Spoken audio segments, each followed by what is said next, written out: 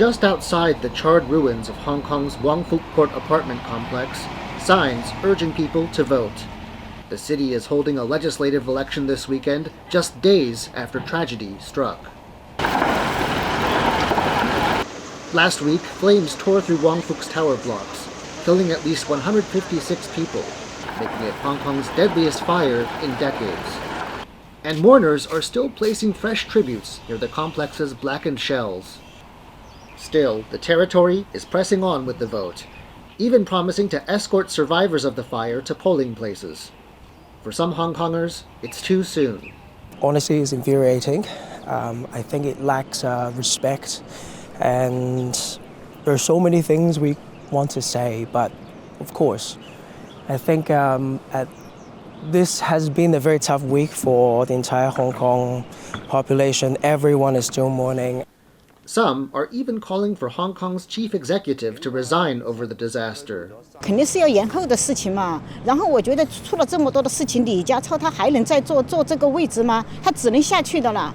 这么多人，他虽然说他没有直接责任，他有间接责任呐。But Lee says a vote is just what Hong Kong needs right now.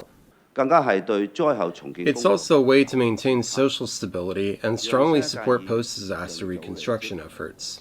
Allowing the new Legislative Council members to take office as soon as possible would enable a faster and more effective advancement of important recovery work.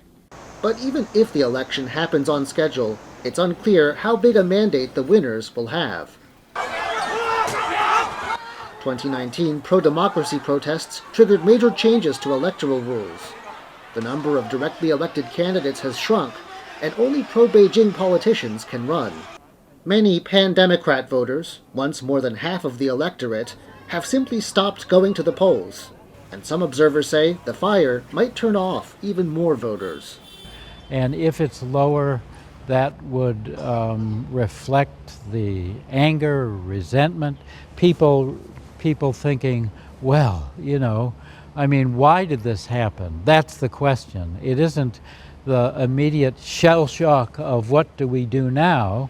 And this is public housing, and the people in this housing have nothing. Authorities are trying to keep anger in check ahead of the vote, arresting 3 people since the fire, including a student who posted an online petition demanding accountability. And barricades quickly went up to cover up messages students left on a wall at this university following the blaze. So, with the city still grieving, last week's tragedy could now become an unexpected test for the Hong Kong government's legitimacy. Howard Chang and John Van Trieste for TaiwanPlus.